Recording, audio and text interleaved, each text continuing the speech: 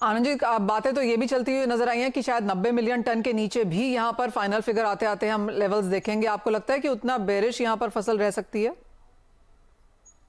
अभी तो सोइंग चालू है। अभी तो सोइंग का भी पिछले साल जितना सोइंग तो नहीं हुआ। अभी पिछले साल से भी इस साल अभी 2 लाख हेक्टेयर कम है, लेकिन सोइंग तो चालू है। बारिश भी 3-4 स्टेट, ये जो नॉर्थन इंडिया की स्टेट है, यूपी है और पंजाब है, हरियाणा है, इनमें यहाँ बारिश कम हुई है।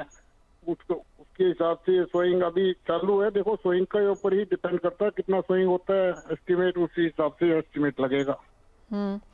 अजय जी, जैसे बात भी हो रही है कि मुनाफा वसूली एक बार जोरदार देखने को मिली थी जब भारत ने यहाँ पर एक्सपोर्ट रोके थे, लेकिन उसके बाद भाव कंसोलिडेट भी हुए, अब तो बढ़ते हुए भी नजर आए हैं। अंतर्राष्ट्रीय बाजारों में जरूर गिरावट है, लेकिन भारतीय बाजारों में गेहूं के भावों में बढ़त है। लोज से भारतीय बाजारों में कितनी बढ़त हमने यहाँ पर फिलहाल आते हुए देखी है? और आप कहेंगे कि जिस तरह से, जैसे आपने कहा कि जो अंतर्राष्ट्रीय बाजारों में फसल है वो आनी शुरू हो जाएगी, तो भारतीय बाजारों की जो मांग है वो इन एनी केस भी कम रहेगी। देखिए, एक्सपोर्ट की तो अभी कोई खास मांग है ही नहीं। और आप ये समझ लीजिए, ये साल जो है, अगर आप जनवरी फरवरी से पकड़ें तो 2100-2200 से शुरू हुआ था, वो बढ़ के जो है 2300-2400 हो गया था, वापस 2000 हो गया था, अब वापस 2400, 2450, 2500 रुपया, जैसे कि हम कहते हैं ट्रक कट बिल्टी कट के जो है भाव हो गए हैं एमपी में। और देखने वाली बात यह है कि इस साल यूपी खुद जो है शॉर्टफॉल महसूस कर रहा है और यूपी एमपी से गेहूं खरीद रहा है। तो इसका मतलब अब बचा केवल एमपी। अब एमपी कितने महीने साथ दे पाएगा, वो देखने वाली बात। तो क्या उम्मीद है, क्योंकि वापस तो हम यहाँ पर प्राइसेस में आ चुके हैं, अगर सरकार अपनी नीति चेंज नहीं करती है तो भी कोई बहुत फर्क पड़ने वाला नहीं है। कैसे देखते हैं आप फिर बचा हुआ 2022 का साल, अजय जी? देखिए, बड़ा मुश्किल साल रहने वाला है। सारे बाजारों ने भाप लिया है कि सरकार के पास इस साल जो है ओएमएस में देने के लिए कोई गेहूं है नहीं। और जो भी मतलब जो है सारा बाजार के भरोसे बैठा है। और बाजार में इस साल गेहूं कम है, डेफिनेटली कम है। इसमें कोई जो है, क्योंकि देखिए, आप देखिए 2-3 रुपए किलो की बढ़त हो गई, लेकिन अभी भी कोई जो है सेलिंग आ नहीं रही है। मतलब अगर माल होता तो हर आदमी जो है इस भाव में वापस मुनाफा या कुछ ना कुछ जो है सेल आउट करता, लेकिन अभी भी सेलर्स खामोश है। इसका मतलब हर एक के पास लिमिटेड स्टॉक है और पूरे जो है 8 महीने और निकालने हैं। अब ये साल मुश्किल बड़ा लग रहा है। यानी कि सरकार जो यहाँ पर स्टेप्स ले चुकी थी वो सारे ही लेती हुई नजर आई है। फ्लावर एक्सपोर्ट्स पे भी यहाँ पर हमने प्रतिबंध लगते हुए देखे हैं, उसके बावजूद भी यहाँ पर गेहूं के भावों में कोई गिरावट बहुत देखने को मिली हो, वो सीन नहीं है। आनंद जी, आपको कैसा लगता है ये बाकी का साल, और आपको लगता है कि सरकार यहाँ पर कुछ कर सकती है, और किस तरह की बढ़त भावों में आप बनता हुआ देखते हैं अब इस बाकी साल के लिए?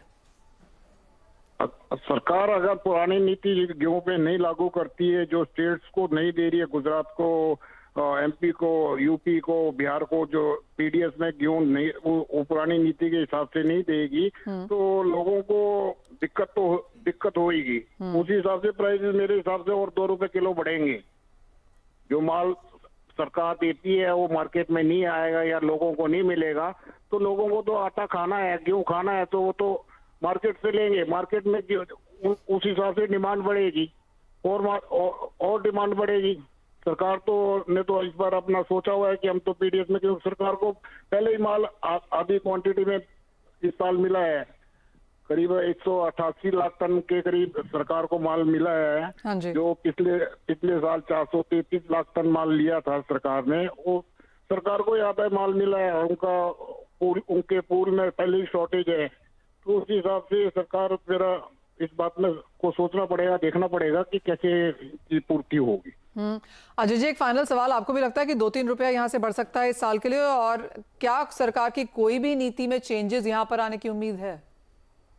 देखिए, कोई मतलब जो है सरकार क्या करेगी मुझे समझ में नहीं आ रहा, क्योंकि उनके पास ओएमएसएस के लिए तो गेहूं है नहीं। एंड यहाँ पर 2-3 रुपए बढ़ना कोई जो है बड़ी बात नहीं है। और सारा बाजार जो है प्रिपेयर्ड है, क्योंकि ऊंचे भावों पे ही खरीदना पड़ेगा। और जैसे टेक्निकल एनालिस्ट ने पहले कहा था कि हो सकता है जो है कांडला 28-29 भी हो जाए, उस तरह का जो है लेवल अक्टूबर नवंबर तक आता हुआ नजर आ। ऑलराइट, वो गेहूं की बात है यहाँ पर कि इवन एज सरकार ने बहुत सारे मेजर्स यहाँ पर लिए थे। एक्सपोर्ट में प्रतिबंध हमने सिर्फ गेहूं पर नहीं, गेहूं के काफी सारे प्रोडक्ट्स पे भी लगता हुआ देखा, रिस्ट्रिक्शंस यहाँ पर लगते हुए नहीं देखी हैं। उसके बावजूद भी यहाँ पर भारतीय बाजारों में गेहूं के भाव फिर से रीबाउंड पे हैं। अंतर्राष्ट्रीय बाजारों में हमने जरूर गिरावट देखी हो, लेकिन एक क्लियर डाइवर्जेंस यहाँ पर गेहूं के प्राइसेस में देखने को मिली है। बहुत शुक्रिया अजय जी, आनंद जी साथ जोड़ने के लिए और वो तमाम चीजों पर बात भी करने के लिए। यानी कि बाकी का ये साल, अगले 8 महीने यहाँ पर गेहूं के लिहाज से मुश्किल रह सकते हैं जब तक नई फसल यहां पर बाजार में नहीं आती। जो अभी की सप्लाईज हैं उनसे काम चलाना होगा, जो कि बहुत ज्यादा शायद पर्याप्त ना हो। लेकिन इसी के साथ एक ब्रेक लेने का भी समय है। जब लौटेंगे तो जोड़ेंगे अपने दर्शकों को, अपने साथ लेंगे उनसे भी सवाल।